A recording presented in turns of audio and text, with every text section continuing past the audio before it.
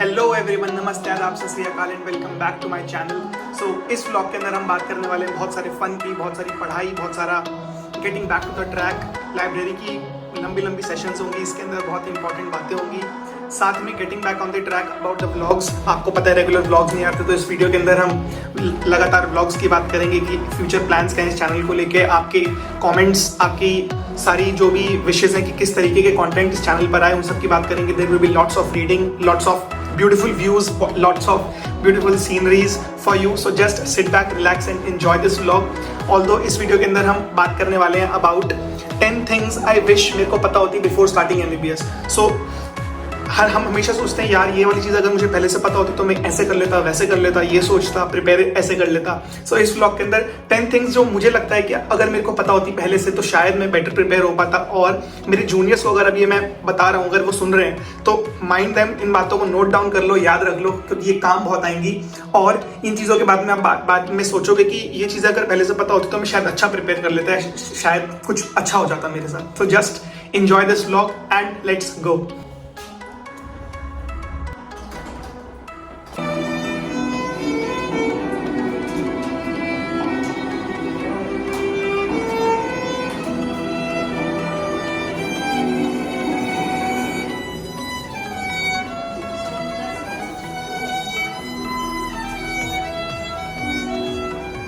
So guys, my number 1 point will be कि आप और जो आपके फ्रेंड्स हैं, और अगर आप किसी एग्जाम के लिए प्रिपेयर कर रहे हो, कोई भी एग्जाम हो सकता है, वो USMLE, प्लैब, नीट, पीजी या कोई भी एग्जाम, हाँ it is a competitive exam, but every one of your circle, जो भी आपके फ्रेंड्स ग्रुप हैं, वो सब उस एग्जाम को क्रैक कर सकते हैं, और यू ऑल कैन को एग्जिस्ट एज ग्रेट डॉक्टर्स। मेरा कहने का पॉइंट बस ये है कि लोगों को ये लगता है कि यार ये मेरा दोस्त है लेकिन कंपटीशन है, तो इससे मैं चीज़ें छुपा के रखता हूँ, तो वो इस तरीके से पढ़ाई करते हैं अपने, मतलब वो पूछे कि कितनी पढ़ाई हो गई, तो नहीं यार मैं तो पढ़ ही नहीं रहा, मेरे से तो कुछ पढ़ाई नहीं होती, और खूब पढ़ भी रहे हैं। तो झूठ बोल के क्या हो जाएगा? If you are honest with your friends, with your studies, तो वो आपकी पढ़ाई नहीं छीन सकता। अगर आप उनको बता भी दोगे कि आप मैरो से पढ़ रहे हो या आप इस जगह से पढ़ रहे हो, और उन्होंने भी अगर पढ़ के वो चीज़ अच्छे से कर भी ली, तो उससे आपकी मेहनत तो नहीं छीन गई। आपको जो समझ में आया, आप जो क्वेश्चन सॉल्व कर पा रहे हो, वो तो उनसे मतलब वो आपको तो उसमें डाउन नहीं कर सकते ना, वो छीन तो नहीं सकते हैं आपकी मेहनत। तो प्लीज़ इस चीज़ को मतलब इतना नेगेटिव इन्वायरमेंट मत बनाओ अपने लिए और किसी के लिए भी, कि ऐसा फील हो कि मतलब कि एक दूसरे से चीज़ें छुपाई जा रही हैं और बिल्कुल भी इन्वायरमेंट हेल्दी नहीं है, क्योंकि आप सब साथ में को एग्जिस्ट कर सकते हो, because medicine is a team work. क्योंकि अगर आप सब लोग अचीव कर भी लोगे अपनी गोल्स, अच्छी रैंक भी ले आओगे, तो सबकी ड्रीम्स अलग अलग है। किसी को एनेस्थीसियोलॉजिस्ट बनना होगा, किसी को सर्जन, किसी को कुछ बनना होगा, तो एक टीम वर्क ही होगा अल्टीमेटली। आप अकेले तो किसी भी बीमारी का सब कुछ इलाज कर नहीं पाओगे, आपको एक पूरा प्रॉपर टीम की जरूरत पड़ेगी। कोई टेस्ट भेजने तो पैथोलॉजिस्ट की जरूरत पड़ेगी, कोई स्कैन्स होंगे तो रेडियोलॉजिस्ट की जरूरत पड़ेगी। तो इसलिए इट्स अ टीम वर्क। तो प्लीज़ सब लोग एक साथ मिलकर काम कर सकते हैं, तो अभी से वो चीज़ प्रैक्टिस में डालो, और ये जो छुपाने की आदत है प्लीज़ इसको बिल्कुल नलीफाई कर दो।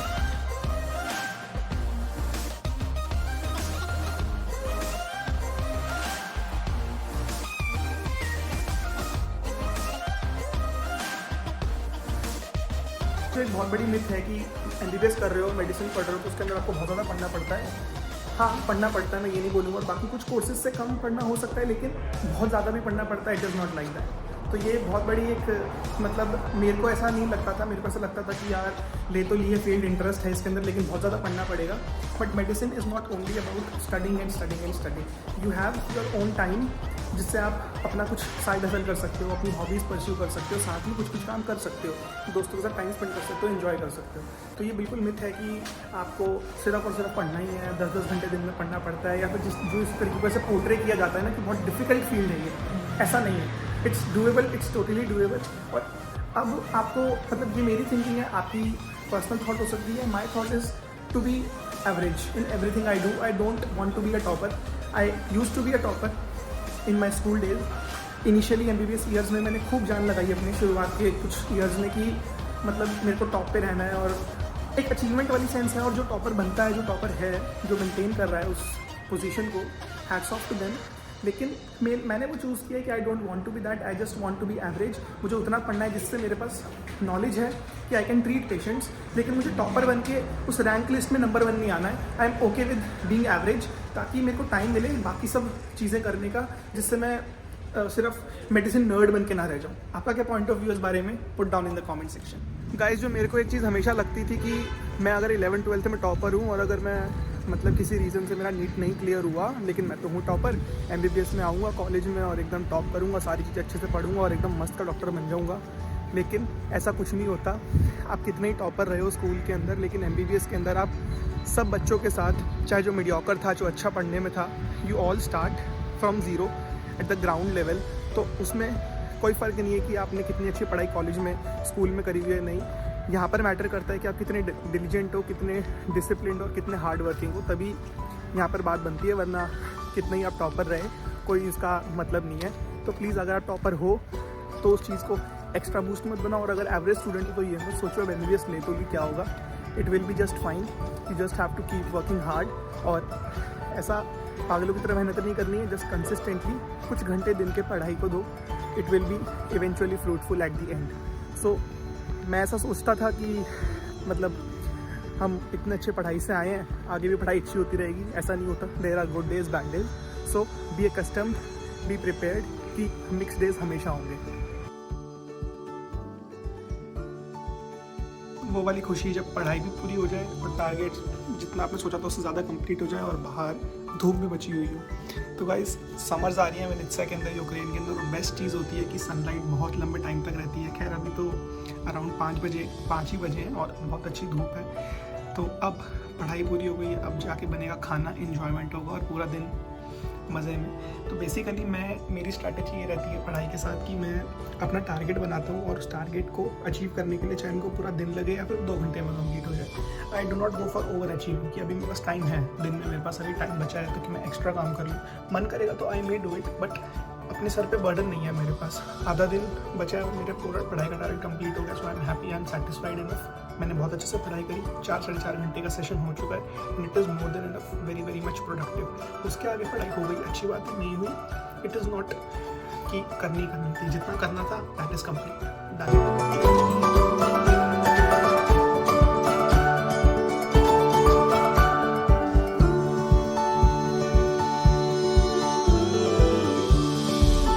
Good morning guys, it's the fresh new day. और आज वेनेत्सिया में बड़ा फॉगी सा मौसम है। पता नहीं कल तक इतनी गर्मी थी और आज एकदम से ऐसा पूरा फॉगी सा मौसम हो गया है। एज यू कैन सी पूरी पीछे फॉग है।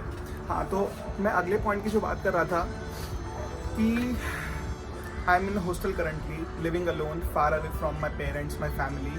और शुरुआत में ऐसा लगता है, बहुत इंटिमिडेटिंग लग सकता है कि यार अकेले रहना पड़ेगा, सब कुछ अकेले करना पड़ेगा। We are cooking also. आप मेस लगा सकते हो ऑल्दो, बट यहाँ पर मेस के उतने अच्छे ऑप्शंस नहीं है। बट आपके हॉस्टल में है तो it's well and good, India में होते हैं। बट ओवरऑल हॉस्टल में अकेले रहने का एक्सपीरियंस, सारी चीज़ें खुद करने का एक्सपीरियंस, इंडिपेंडेंटली करने का, it is very very growing. आपको शुरू में बहुत डर लगेगा कि अकेले कैसे करोगे, लेकिन जैसे जैसे आप अडेप्ट हो जाओगे you will feel very grateful कि आपको अपॉर्चुनिटी मिली अकेले रहने की और सब काम अकेले करने की, because it gives you a very good sense of independence कि आप एक तो अपने फाइनेंसेस खुद मैनेज कर रहे हो, ठीक है। आपको हाँ घर से पैसे मांगने हैं, लेकिन एक फिक्स बजट है।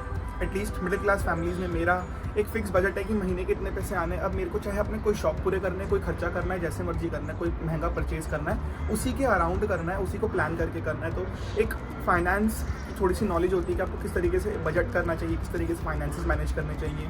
उसके अलावा टाइम मैनेजमेंट, खाना खुद बनाना है। तो एक ओवरऑल बहुत फुलफिलिंग सी फीलिंग है अगर आप उसको इन्जॉय कर पाओ। ऑल्दो मैं कोटा में रहा हूँ 1 साल अपने ड्रॉप ईयर में, तो मेरे लिए वो इतना अडेप्ट करना उतना मुश्किल नहीं था, बिकॉज नए लोगों के बीच में एकदम से नई जगह पर एडजस्ट करना can be very very tough. और मैंने देखा है उन बच्चों को जो सीधा 12th के बाद से आ रहे हैं, जिन्होंने कभी पेरेंट्स से दूर नहीं रहे, फैमिली से दूर नहीं रहे, उनके लिए बहुत मुश्किल था शुरुआत में। But eventually they also have learned कि अब तो रहना ही है, MBBS अगर करनी है आपने, ये कोर्स और ये कंट्री, कोई भी इंडिया से बाहर कुछ भी आपने चूज़ किया ही है, तो it will be tough. Even तो अगर आप नॉर्थ इंडिया से हो, आप साउथ इंडिया के किसी कॉलेज में जाते हो, वो भी बिल्कुल डिफरेंट इन्वायरमेंट है, राइट। हाँ, वहाँ पर खाने के ऑप्शंस आपको शायद मिल सकते हैं, खाना खुद नहीं बनाना, लॉन्ड्री शायद खुद नहीं करनी, but still it's a new place. तो बेसिकली बात यही है कि नई जगह है और नए एक्सपीरियंसेस हैं, so please don't be scared of it. शुरुआत में आई विश कि मेरे को भी ये पता होता कि इतना अच्छा फील होगा यहाँ पर, तो I should have been prepared well. लेकिन जैसा भी रहा, जितना भी रहा, I am very very grateful, and please you also don't be scared, it will be a great journey ahead.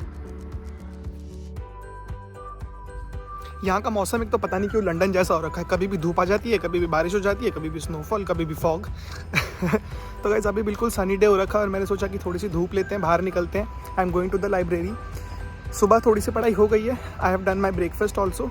अब फुल पेट एनर्जी के साथ जम के 2-3 घंटा पढ़ाई करेंगे। मैं टारगेट फॉर डेज मैंने मेडिसिन शुरू कर रखा है, उसका कार्डियोलॉजी मुझे ख़त्म करना है। तो आज ज़्यादा नहीं बचा है, थोड़ा सा वैल्वुलर डिजीजेस बची हुई हैं और heart sounds and murmurs which will take around 3-4 hours. So I hope I will be able to complete with full concentration. So let's do it. Guys my next point is about the anatomy. Anatomy जितनी important लगती है ना आपको, कि अभी मतलब आप premade students हो गए, आपने एमबीबीएस स्टार्ट नहीं करी होगी, तो आपने एनाटॉमी, फिजियोलॉजी यही सब सब्जेक्ट सुने होंगे। तो एनाटॉमी आपको सब कोई बोलेगा बहुत इंपॉर्टेंट है, बहुत इंपॉर्टेंट है। तो जो वो बोल रहे हैं ना वो गलत बोल रहे हैं। वो बहुत इंपॉर्टेंट नहीं, बहुत ही ज़्यादा इंपॉर्टेंट है। अब मैं क्लिनिकल ईयर में, ऑलमोस्ट फाइनल ईयर में सर्जरी मेडिसिन पढ़ रहा हूँ, ऑफ था ENT। तो इन सब्जेक्ट्स में मुझे रियलाइज़ होता है कि एनाटॉमी ऑल्दो मैंने बहुत अच्छे से पढ़ी थी, लेकिन मेरी जो प्रॉब्लम रही, जो मैंने मिस्टेक करी, वो था regular revisions. Anatomy needs regular revisions, और उसके बिना आपके बेसिक कॉन्सेप्ट्स बहुत ढीले से रहते हैं। हाँ, जैसे कि आई एम यूजिंग मैरो, और मैरो में क्लिनिकल सब्जेक्ट्स बहुत डिटेल में पढ़ाते हैं। बेसिक एनाटॉमी पहले बताई जाती है, उसके बाद आगे बढ़ते हैं। But still if you have the good knowledge of anatomy then you are very confident. Anatomy पढ़ने से मैंने ये फील किया कि वो कॉन्फिडेंस बहुत अच्छा देता है। तो प्लीज़ एनाटॉमी को बिल्कुल भी निगलेक्ट मत करो। मैं ये नहीं बोल रहा कि अगर आपके अभी तक अपने एमबीबीएस में एंटर नहीं हुए हो, छोड़ो अपना नीट यूजी का सिलेबस, या पास हो गए, अच्छी रैंक आ गई, तो भी टेक अ चिल पिल। लेकिन फर्स्ट ईयर से एनाटॉमी पे बहुत अच्छे से ध्यान रखना। और अगर आप सेकंड थर्ड ईयर के स्टूडेंट्स हो, आगे बढ़ रहे हो, तो प्लीज़ एनाटॉमी को भी रिवाइज करते चलो साथ में, प्लीज़।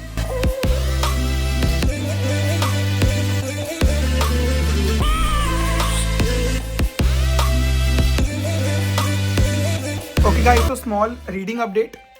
ये है क्लाउड कुकू लैंड। इसके बारे में मैंने पिछली वीडियो में भी बताया था। तो इस बुक के मैं ऑलमोस्ट हाफ तक पहुंच गया हूँ and I was very excited for this book and this book is good. इसके रिव्यूज़ बहुत अच्छे हैं, लेकिन आई डोंट थिंक कि right now I am ready for this book, because इस बुक के अंदर बहुत सारी चीज़ें, बहुत सारे प्लॉट्स एक साथ चल रहे हैं। At least 6 to 7 plots are running together. तो उसको ग्रैस्प कर पाना, एक साथ हैंडल कर पाना बहुत मुश्किल है मेरे लिए। और प्लस इसकी जो वोकैबुलरी है और जो लैंग्वेज है वो बहुत टफ है अभी मेरे हिसाब से। तो I am reading it very slow and I am trying to grasp it. लेकिन मुझे लगता है कि ये बुक मेरे को एक बार और पढ़नी पड़ेगी। लेकिन अब मैंने इसको स्टार्ट किया है तो I have to finish it. ऐसा नहीं है ज़रूरी, छोड़ भी सकते हैं बीच में, लेट्स सी। बाकी दिस इज़ अ बल्क जो मैंने, this was the first purchase I did in Vienna. जब हम वियना के रेलवे स्टेशन पे थे तो वहाँ पर ये बुक थी and I bought it. The book is the last chairlift bye John आयरविंग। It is a very beautiful book. बहुत बड़ी है लेकिन it is a roller coaster ride. बहुत ईजी टू रीड है, बल्कि है, लेकिन स्टोरी बहुत इंटरेस्टिंग है और बहुत अच्छी है। तो इसके बारे में अपडेट्स आई विल पोस्ट जैसे जैसे मैं तो कंप्लीट करता रहूँगा। What is your current status of reading, और आप कौन सी बुक पढ़ रहे हो, या पॉडकास्ट, या कौन सा लेक्चर, या क्या पढ़ रहे हो? Please let me know in the comment section.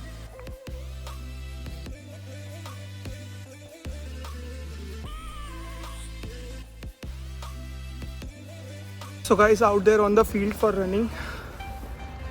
इस ट्रैक के 4 राउंड हो चुके हैं। आई डोंट नो कितना बड़ा है ये track.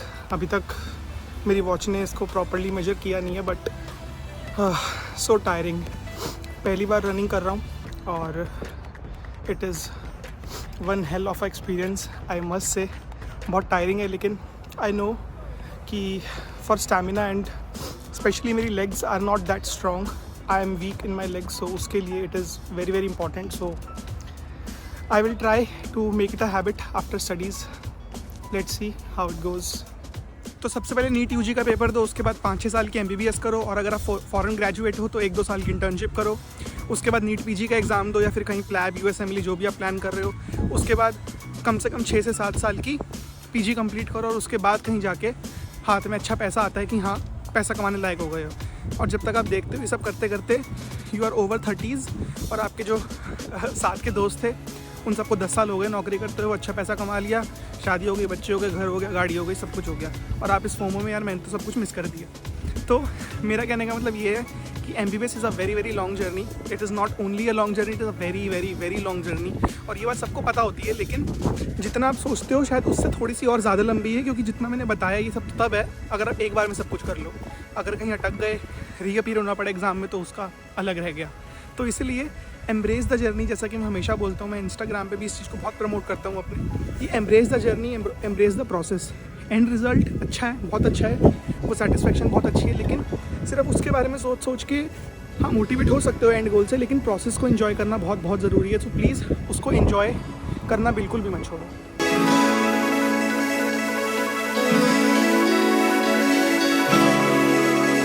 So guys, everyone knows what is this is a stethoscope. और मेरा अगला पॉइंट बस इसी बारे में ये है कि stethoscope is not as important as what we think. हमें जब हम MBBS स्टार्ट करते हैं तो हमें लगता है कि यार स्टेथोस्कोप से इंपॉर्टेंट चीज़ कोई हो ही नहीं सकती, और मतलब स्टेथोस्कोप डाल लिया और क्लासिक को जो लिटमैन लेने का सबका एक ड्रीम होता है ना हर मेडिकल स्टूडेंट का, जो कि बहुत अच्छा ड्रीम है, मतलब एस्पायर करना चाहिए आपको लिटमैन लेने के लिए। लेकिन आगे चल के स्पेशलिटीज़ के अंदर स्टेथोस्कोप उतनी भी काम की चीज़ नहीं है कुछ स्पेशलिटीज़ में, जैसे कि साइकाइट्री हो गया, डर्मेटोलॉजिस्ट हो गया, ऑर्थोपेडिक्स हो गया।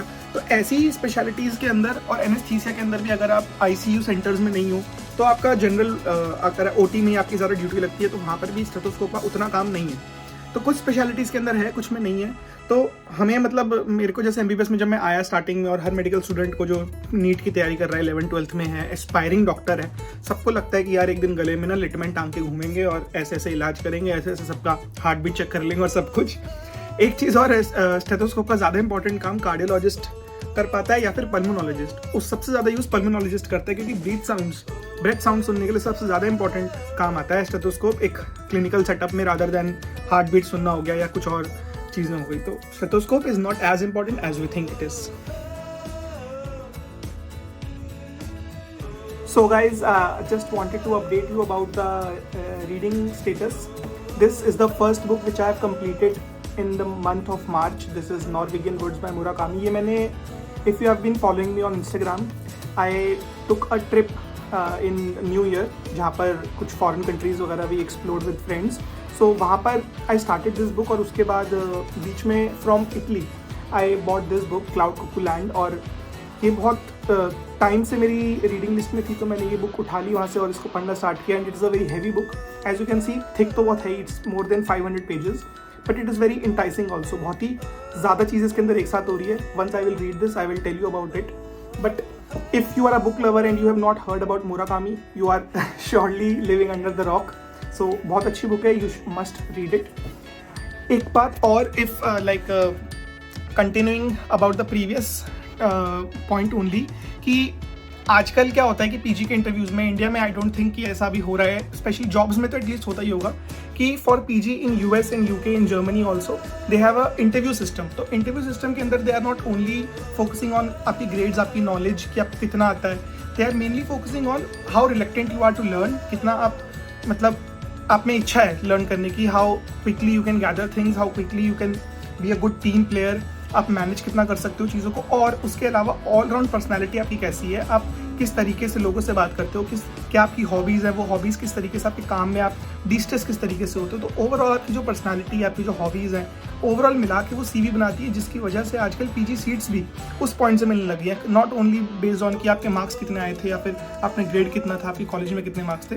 सो just stop focusing on only and only studying and go out, get some hobbies, do some things, ताकि ओवरऑल एक पर्सनैलिटी बनाओ अपनी, ताकि it will help you overall. सारा दिन पढ़ते रहोगे तो वो माइंड पे इतना बॉकडाउन कर देगा प्रेशर को कि पर्सनैलिटी बिल्कुल दब जाएगी और बस किताबी कीड़ा बन के रह जाओगे, जिसका इन दिस इवॉल्विंग वर्ल्ड कोई इसका मतलब सोल्यूशन नहीं है, और इवेंचुअली आप बर्न आउट ही हो जाओगे और अपनी मेंटल हेल्थ डिस्टर्ब कर बैठोगे बिल्कुल बुरी तरीके से। So guys, my last point for today will be कि good friends are not at all easy to make here.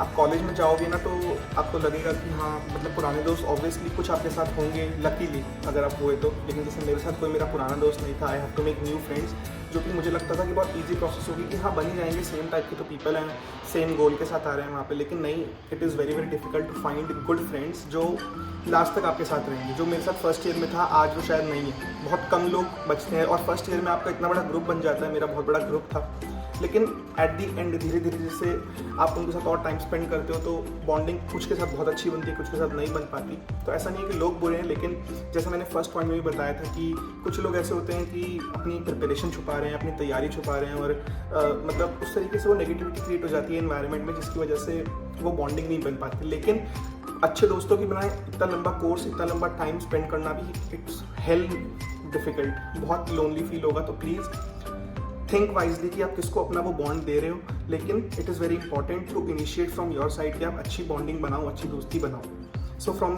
This point I hope कि आपको मेरी सारी जो बातें मैंने कही इस वीडियो में पसंद आई होंगी। आप किसी बात से अग्री करते हो, डिसअग्री करते हो, या कुछ भी आपको बोलना है तो please comment section is always open. Please give your feedback honestly and I will appreciate that. Thank you so much video को यहाँ तक देखने के लिए। मिलता हूँ आपसे अगली वीडियो में। Till then stay happy, stay healthy and stay connected. Peace, bye.